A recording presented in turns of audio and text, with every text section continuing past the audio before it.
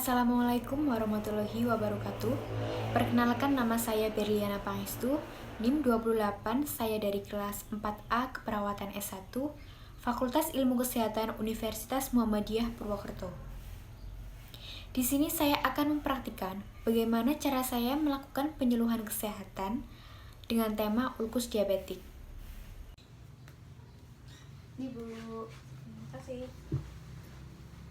Assalamualaikum Ibu. Salam. Di sini saya akan melakukan penyuluhan kesehatan mengenai ulkus diabetikum. Saya akan menjelaskan bagaimana ulkus diabetik itu ya Bu. Ya. Di sini sudah saya berikan brosur mengenai penyakit apa itu ulkus diabetikum dan cara penanganannya bagaimana.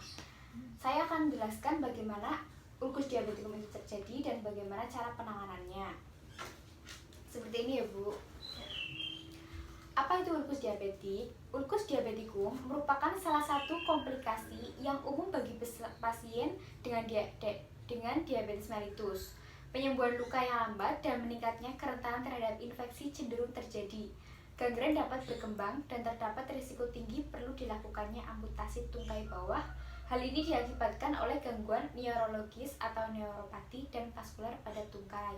Itu menurut Morrison tahun 2012. Jadi pasien dengan penyakit diabetes mellitus itu memicu timbulnya penyakit ulkus diabetik. Ulkus diabetik itu terjadi luka di bagian tungkai seperti itu ya Bu. Ya. Apa penyebab ulkus diabetik? Nah, penyebab ulkus diabetik itu ada faktor endogen. Nah, faktor endogen itu ada neuropati yang merupakan kerusakan saraf sensorik yang dimanifestasikan dengan penurunan sensori nyeri, panas tak terasa sehingga mudah terjadi trauma, dan otonom atau simpatis yang dimanifestasikan dengan peningkatan aliran darah, produksi keringat, tidak ada hilangnya tonus vaskuler. Kemudian ada angiopati. Angiopati itu disebabkan oleh faktor genetik seperti metabolik dan faktor resiko lain. Kemudian iskemia. Iskemia itu pengapuran dan penyempitan pembuluh darah pada pembuluh darah besar tungkai atau makroangiopati yang menyebabkan penurunan aliran darah ke tungkai. Bila terdapat trombus akan memperbesar timbulnya gangren yang luas. Kemudian adanya hormon aterogenik yaitu merokok dan hiperlipidema. Kemudian manifestasi kaki diabetes iskemia seperti kaki dingin, nyeri nokturnal, tidak terabanya denyut nadi, dan adanya pemucatan ekstremitas inferior seperti kulitnya mengkilap, hilangnya rambut dari jari kaki, penebalan kuku. Nah, kemudian ada gangren kecil ataupun luas, itu seperti faktor eksogen yaitu ada trauma dan infeksi seperti itu ya Bu. Nah, apa saja sih tanda dan gejala ulkus diabetik itu? Ulkus diabetik itu akibat mikroangiopatik, disebut juga ulkus panas walaupun nekrosis.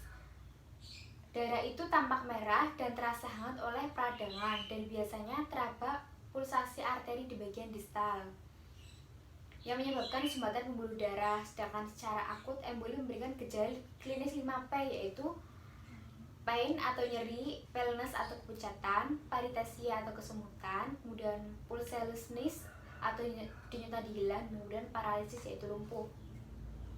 Bila terjadi sumbatan kronik akan timbul gangguan klinis menurut pola Fontaine. Ada stadium 1 yaitu gejala tidak khas seperti kesemutan.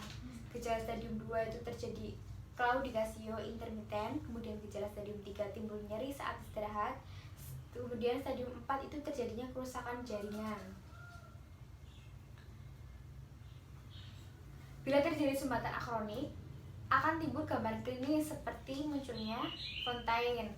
Stadium 1 yaitu asimptomatis atau gejala tidak khas seperti kesemutan. Stadium 2 terjadi claudicatio intermittent.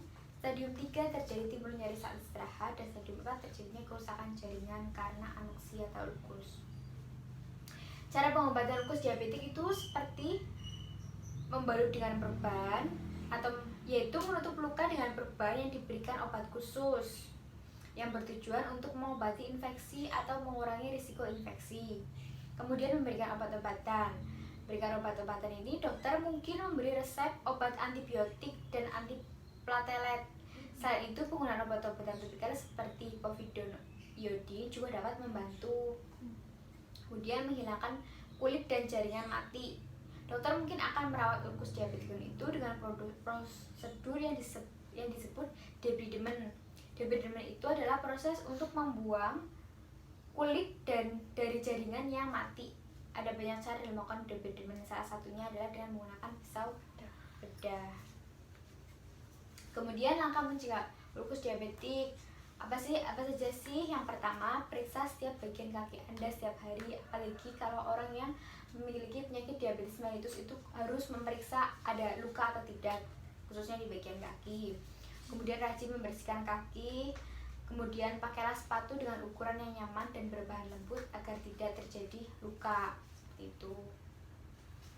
Sekian penyuluhan yang dapat saya sampaikan. Apakah Ibu mau bertanya? Itu misal kakinya bengkak, terus pengobatannya gimana? Ya berarti ibu harus segera memeriksakan diri ke dokter. Nanti kan dokter akan memberikan pengobatan apa yang harus dijalani, dan ibu pun harus cek rutin kontrol GDS ibu.